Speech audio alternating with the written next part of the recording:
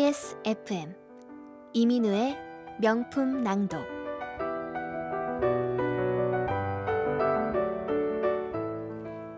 앙드레 모로아의 예기치 못한 일.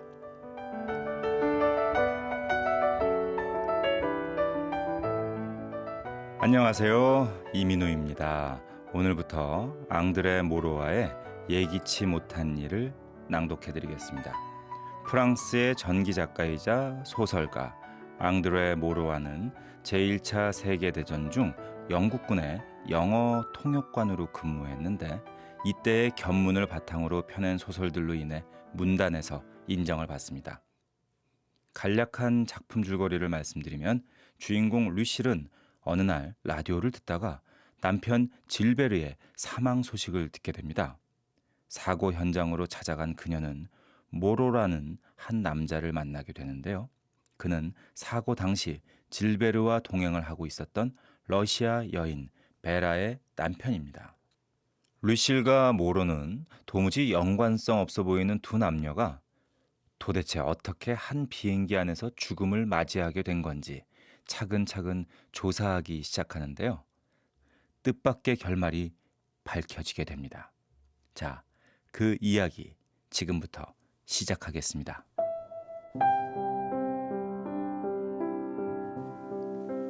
급진당 의원들은 11시에 총회를 열고 그들 소속의 국회의장에 대한 신임안을 의사 일정에 상정시키기로 만장일치로 가결하였으며 당의 집행부로 하여금 공화당의 다수를 차지하는 각파와 접촉하여 조속한 시일 내에 내각의 위기를 해결하도록 의결하였습니다. 정오의 사회당 의원들은 류실은 한숨을 내쉬었다.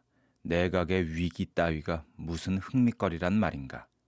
그녀가 뉴스에 귀를 기울인 것은 단지 외로움 속에서 사람의 목소리라도 듣고 싶어서였다. 남편이 하라는 대로 생활비를 절약하기 위해 아이들과 함께 살아가고 있는 이 페라고르의 다 쓰러져가는 성에서 그녀는 슬픔과 권태로 죽을 지경이었다.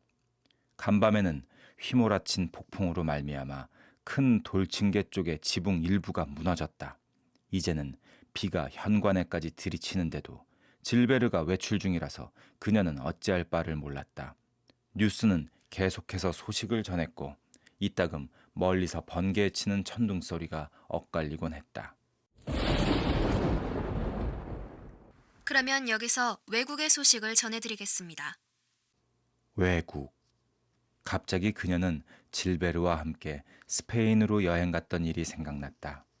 톨레도의 술집에서 그들은 얼마나 행복했던가.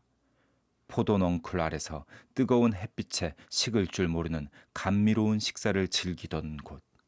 그러나 이제 톨레도는 폐허가 되었고 그들의 행복도 아니 그렇지 않다. 그들의 행복은 거의 완벽했다. 다만 가난과 질베르의 외출과 불안으로 흔들리고 있을 뿐이다. 오늘 아침 보헤미아 산중에 프랑스 비행기 한 대가 추락하여 탑승했던 두 남녀가 사망했습니다. 프랑스 공사관의 한 서기관이 시체를 확인하기 위해 현장으로 출두했습니다. 라디오 안에서 다시 천둥 소리가 되풀이하여 울려 나왔다. 그녀는 갑자기 라디오를 껐다. 침묵이 넓은 거실을 채웠다.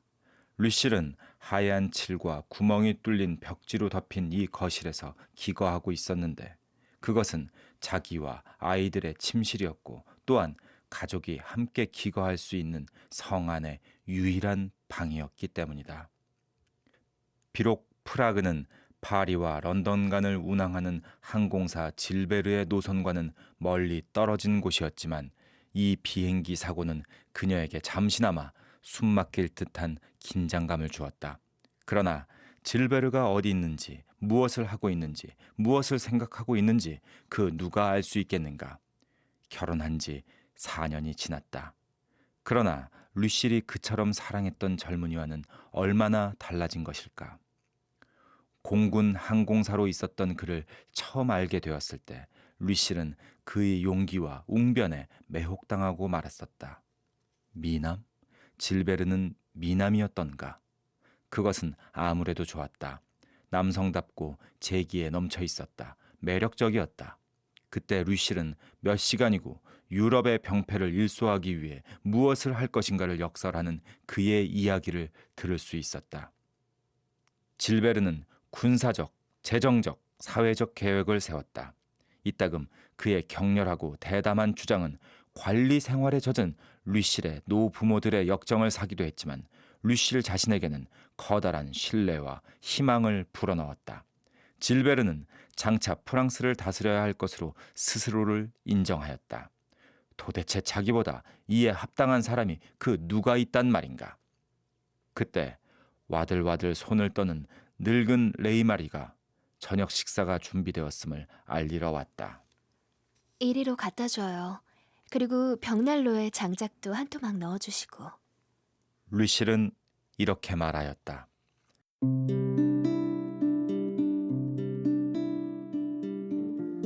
삶은 밤을 먹으면서 그녀는 명상을 계속했다. 질베르의 용기. 이것이야말로 그녀에게 아무런 실망도 주지 않는 성격 중 단 하나의 특징이었다. 질베르는 한없는 용기를 가지고 있었으며 때로는 생에 대한 절망과 혐오에서 오는 듯한 무모한 행동에까지 이르곤 하였다. 그러나 이러한 육체적인 용기에 아무런 정신적인 용기도 수반되지 않았다.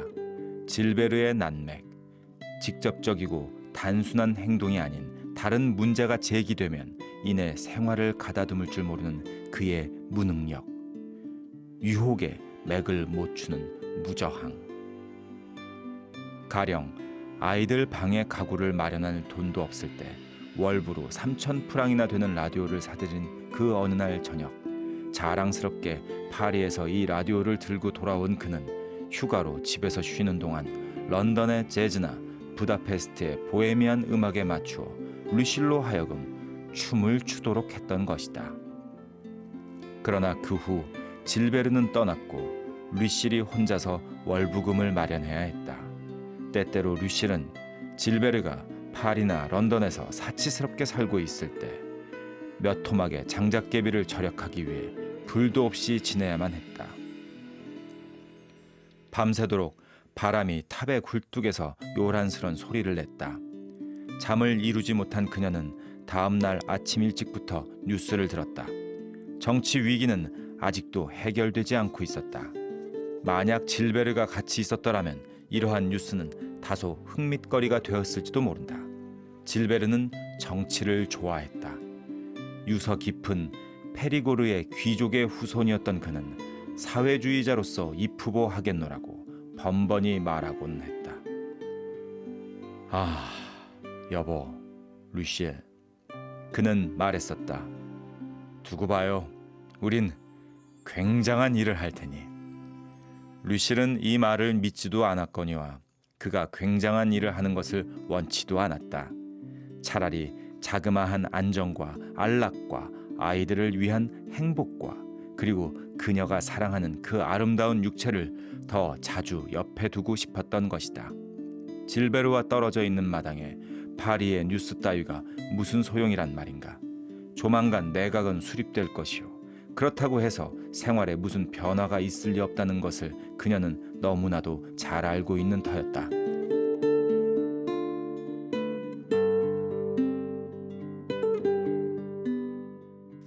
프라그에서는 어제 보헤미아 산중에 추락한 프랑스 비행기의 탑승원들의 신원이 밝혀졌습니다. 한 사람은 항공사 질베르 페리냑이며 다른 한 사람은 모로 베르뇌유 부인으로 원명은 베리 베주코프입니다.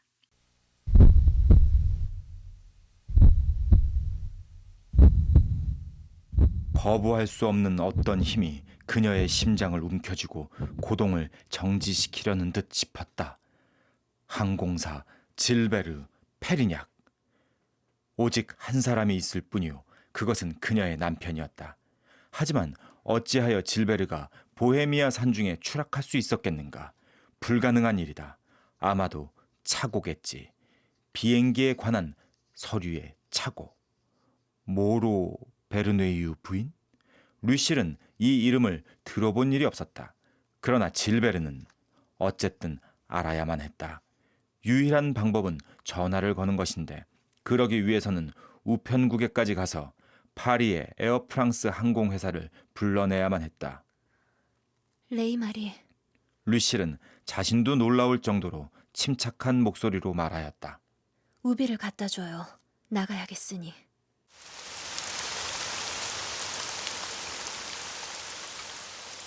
밖에서는 비가 요란스럽게 내리고 있었다. 바람은 성의 암울한 길 아래 몰려들어 앞마당을 휩쓸고 갔다. 진흙투성이 길에서 발이 미끄러졌지만 루실은 이에 아랑곳하지 않고 무의식 중에 줄다름질 쳤다. 얼굴에 빗물이 흐른 채 우편국 안에 들어서자 사무원이 탄식하는 것이었다. 아, 백작 부인이시군요. 벌써 아셨습니까? 지금 막 시장님에게 전보를 전달하도록 사환을 보냈습니다만 백작께서는 참 가엾게도 비행기는 위험하다고 늘 말씀드렸는데 그때마다 웃어 넘기시더니 끝내 이렇게 되고 말았군요. 루실은 기절한 채 우편국 타일 바닥에 쓰러졌다. 깨어난 뒤 루실은 곁에 사무원과 늙은 레이마리와 페리냑 시장이 지켜보고 있는 것을 발견했다. 그녀는 쓰러질 때 다친 상처로 다소 고통을 느꼈고 머리에서는 피가 흐르고 있었다. 그러나 제정신으로 되돌아오자 이내 용기를 되찾았고 모든 것을 체념했다. 시장은 이에 감탄했다. 하지만 물론 하고 그는 말했다. 기절하신 데다가 타박상까지 입으셨으니 오늘 떠나실 수는 없습니다. 왜요? 전 알고 싶어요. 무슨 까닭인지 꼭 알고 싶어요. 게다가 혹시 이름이나 서류에 착오가 아닐는지. 그러나 부인, 그런 일은 거의 없을 겁니다.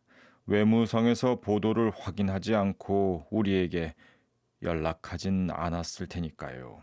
외무성에서도 실수를 할 수는 있는 거예요. 제 남편은 아무도 제 남편을 몰라요. 아니에요. 11시 기차를 타겠어요. 당장에 행동해야 하고 짐을 꾸려야 하고 하녀에게 아이들을 맡겨야 하고 역으로 달려가야 하는 등 긴장감이 그녀를 버티게 했다. 그러나 기찻간 안에 홀로 남게 되자 그녀는 끔찍한 상상에 사로잡히는 것이었다. 질베르가 죽다니. 리무쟁의 언덕이며 축축한 들판 그리고 밭에서 일하는 느린 농부들의 동작을 바라보면서 그녀는 이 낯익은 세계가 이젠 질베르가 없는 세계라고는 도저히 생각할 수가 없었다. 아직도 그의 음성이 쟁쟁하다. 샤토르에서 한 장교가 차에 올랐다. 그는 항공사였다. 질베르가 죽다니. 어떤 알 수 없는 사고로. 알 수 없는. 그러나 있을 수 없는 일은 아니다. 그녀는 질베르의 아내가 된다는 것이 커다란 위험 속에 사는 것임을 이내 깨달았던 것이다. 묘한 청년, 그처럼 매력적인. 그리하여 그는 조용하고 감상적인 귀여운 알사스 처녀를 사로잡았던 것이다.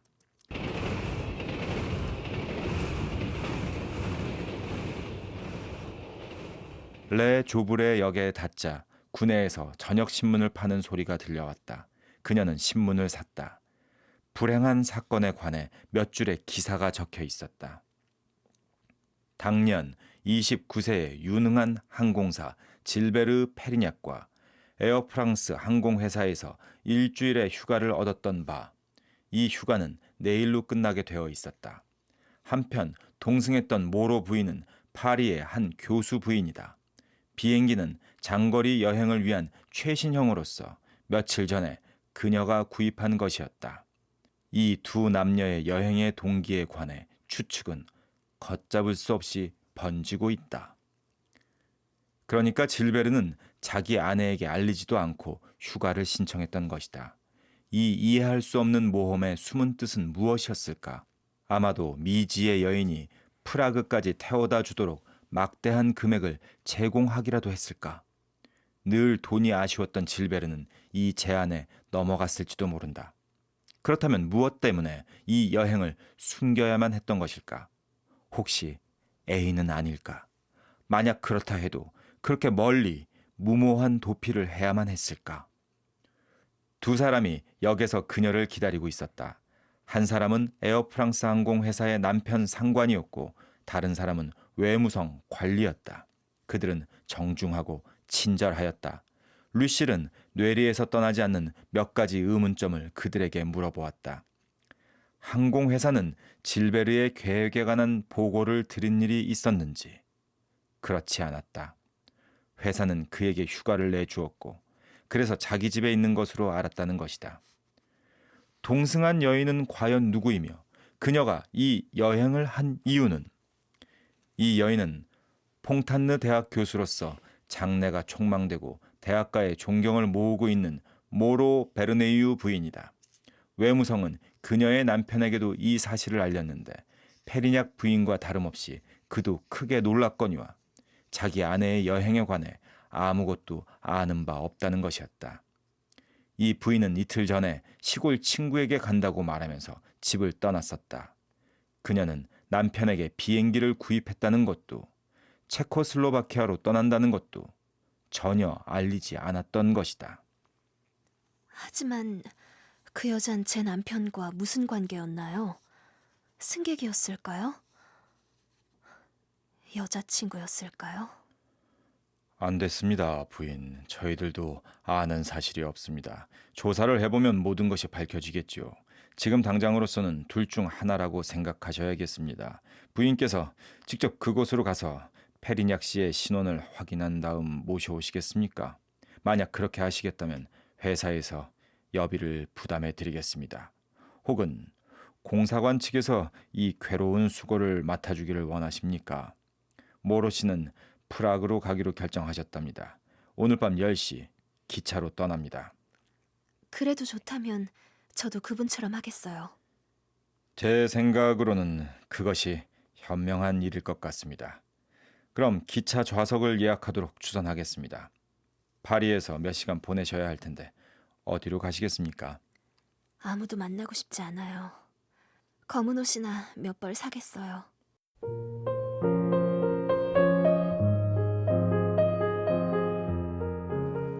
10시가 되자 그녀는 에어프랑스의 기사와 다시 만났다. 그는 루시를 침대차 좌석으로 안내하고 그녀의 남편에 관해 다정하게 이야기하였다.